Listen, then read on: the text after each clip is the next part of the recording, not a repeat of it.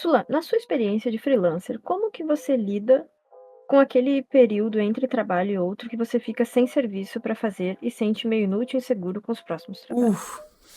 É tenso. A sensação de insegurança é a parte mais tensa, galera.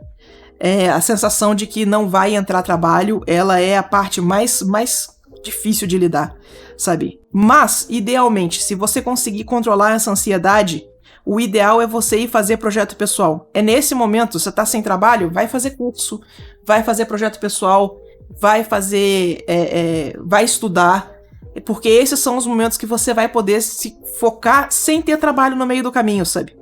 Então, com o tempo, eu aprendi as épocas do ano que eu tenho menos trabalho. E eu já alinho os cursos que eu vou fazer com essas épocas do ano, sabe? Então, por exemplo, agora, sem chance nenhuma de eu estar fazendo curso. Eu tô na loucura de final de ano por causa dos eventos. Então, agora eu tenho trabalho, eu tenho deadline, e eu tô tendo que fazer as coisas do evento. Eu não tenho tempo nem de respirar direito. Então não dá pra fazer nada. Mas no início do ano, lá pra fevereiro, março, são os meses que eu tenho que são mais de boa, são os mais tranquilos. Então esses são os meses que eu vou fazer os cursos grandes. Eu vou atrás de um curso da ICS, eu vou atrás de um curso de anatomia. Esse ano vai ser o de anatomia, inclusive ano que vem, né? Vai ser o de anatomia, inclusive, que eu tô devendo. Que aí dá tempo de eu fazer o curso sem me soterrar de trabalho. Existe uma regra, não é uma regra, né? Como é que eu falo isso? Existe um fenômeno que dizem que trabalho é igual namorado quando você é freelancer. Se você não tem nenhum, é super difícil de arrumar. Quando você arruma um namorado, todo mundo aparece. Então o que acontece com o trabalho, pelo menos pra mim, na minha experiência, é isso. Eu fico sem trabalho, mando e-mail avisando que eu tô com espaço na agenda, ninguém me responde por 2 semanas. Aí entra na bad que tipo, acabou o trabalho, ninguém mais quer me contratar, não sou mais um artista que tá dentro do mercado, e aí todo mundo te manda e-mail ao mesmo tempo. E aí de repente você vai de não tinha trabalho nenhum pra ter muito trabalho, sabe? Então, o que eu tenho feito é tentar lidar mesmo com essa ansiedade, com esses períodos de baixa, investindo esse tempo de uma forma mais útil, em vez de ficar me desesperando que o trabalho não vai chegar, sabe? Ao longo dos anos, ficou bem claro que eu não vou ficar sem trabalho. Então, aproveitar, né? Aproveitar para estudar, que é o tempo que a gente tem. Eu quero um pouquinho de azul aqui, então a gente vai entrar com cinza. Não dá para ser um pouquinho mais azul do que isso. Faz sentido? Faz. Sula, boa noite. E voz da consciência, obrigada. Sou iniciante e fiquei inspirado pelo desafio das 100 cabeças e resolvi tentar, mas estou com dificuldades em aplicar o método Lumis, coitada da dicção da gata, ou semelhantes para construir as cabeças. Tem alguma dica de como estudar isso corretamente? Muito obrigado, aprendo muito com você. Ei, poxa, obrigada. Obrigada pela mensagem. Olha só. Uma das coisas úteis do desafio das 100 cabeças é exatamente tentar aplicar o método 100 vezes e ir meio na força bruta, sabe? Até a coisa dar certo. Então, não tenha medo de ir arriscando coisas diferentes nesse meio tempo. O método Lumis é muito bom para desenhar rosto masculino europeu, mas ele, às vezes, fica devendo para outros tipos de rosto, para outras etnias, outras estruturas de face, sabe? Então, eu super recomendo você dar uma olhada em outros jeitos de fazer estrutura. O método do Lumis, ele é bom, mas ele não é o único que tem. Tem um cara chamado Michael Hampton, que ele tem um livro chamado Figure Drawing, Design and Invention. Que ele tem uma estrutura de fazer rosto que também é muito interessante. Tem uma outra série que inclusive tá com coisa no Kickstarter, que eu tinha que ter postado sobre isso e ainda não deu tempo de postar, chamada Anatomy for Sculptors, que agora tá se chamando Anatomy for Artists, que eles estão com uma série de livros novos no Kickstarter e os livros deles são fantásticos. Eles também têm estruturas muito massa de acompanhar, sabe? Dá uma olhadinha nos vídeos do Proco. O Proco segue muito o método do Lumis, mas tem um cara dentro do canal do Proco chamado Stephen Bauman, que o Stephen Bauman tem outros métodos de fazer estrutura de cabeça que são interessantes de acostumar. O Stephen Bauman tem o próprio canal no YouTube também. Então, se você quiser dar uma olhadinha nele, também recomendo, sabe? Mas basicamente é isso. Vai precisar tentar até a coisa dar certo, sabe? não tenha medo de fazer isso no desafio das 100 cabeças. Se a cabeça ficar ruim, vai pra próxima e tenta acertar na próxima, sabe? Que o desafio das 100 cabeças serve exatamente pra isso.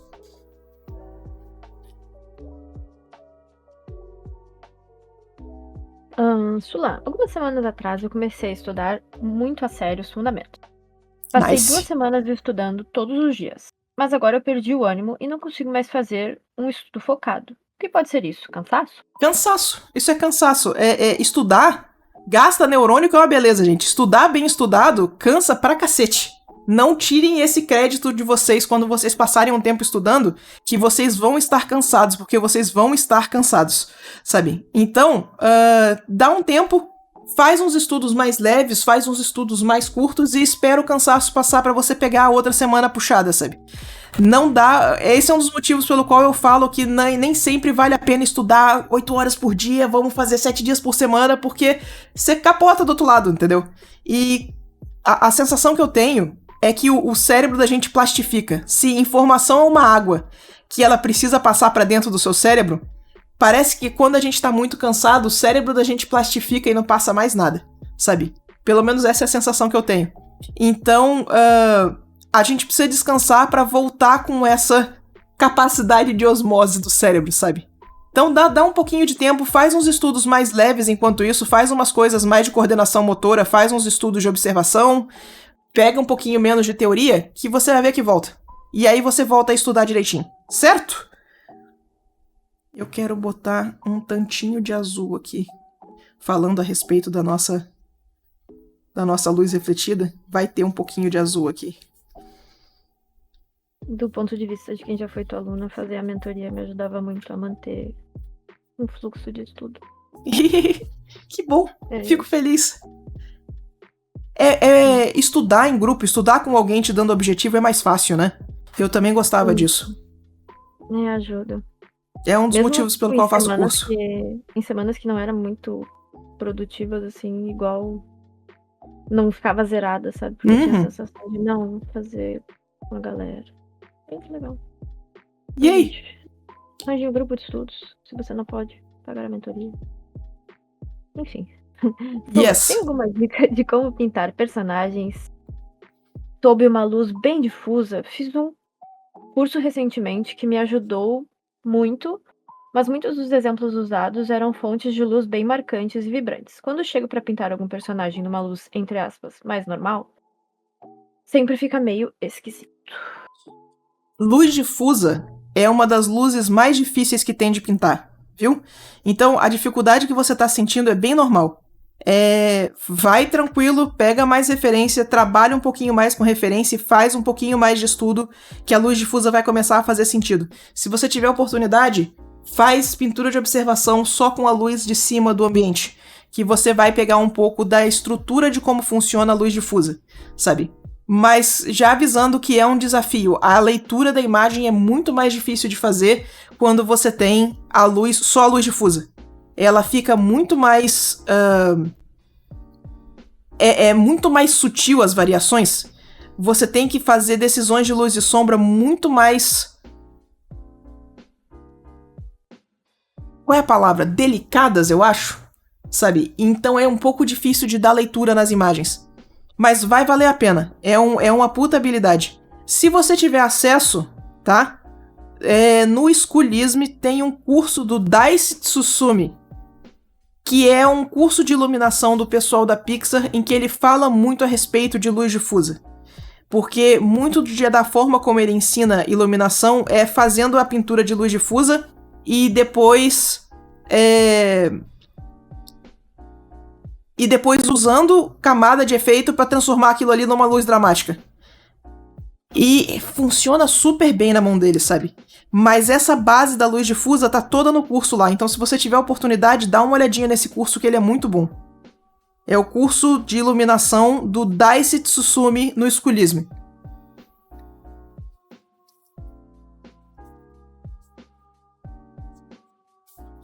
Mas vocês estão vendo que meu jeito de pintar é bem caótico. A gente pinta um pouquinho aqui, pinta um pouquinho ali e vambora, sabe?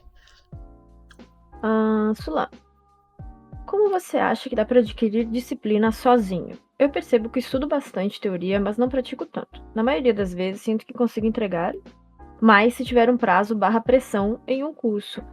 Mas não consigo fazer o mesmo em aulas gravadas ou sozinho por não ter disciplina.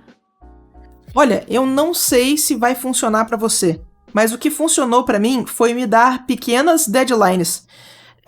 Como é que eu estudava? Como é que eu fazia esse esquema? Na minha época, eu tinha um fórum chamado Crimson Daggers. E eu postava no Crimson Daggers todo dia. Eu tinha que postar o que eu fiz no dia na thread do Crimson Daggers sem falta, todo dia. E essa disciplina do postar o que eu fiz todo dia me ajudou demais a me manter produzindo, sabe?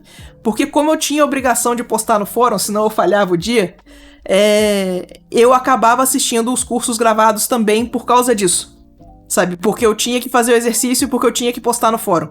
Então, como o fórum não existe mais, como o fórum não é uma ferramenta que ela é mais viável, eu recomendo você pegar e fazer alguma coisa tipo um Tumblr ou uma conta do Instagram que você não vai divulgar pra ninguém. Só que você atualiza ela todo dia, sabe? Vou fazer o estudo, vou postar aqui o whipzinho do que eu fiz, vou postar que eu fiz hoje no dia, sabe? E então durante vários dias, às vezes, eu postava o whip da mesma imagem, mas eu postava todo dia. Me ajudou bastante, sabe? Eu tentava passar o máximo possível sem pular dia nenhum, sabe? Eu só tirava domingo de folga mesmo. Mas os outros dias da semana eu sempre postava pelo menos uma coisinha, nem que fosse meia horinha de estudo, mas a gente tava postando. Isso foi inclusive quando eu trabalhava no estúdio de publicidade ainda. Então muitas vezes eu chegava em casa cansada, destruída do trabalho, mas mesmo assim tinha que fazer minha meia horinha, sabe? Funcionava bem.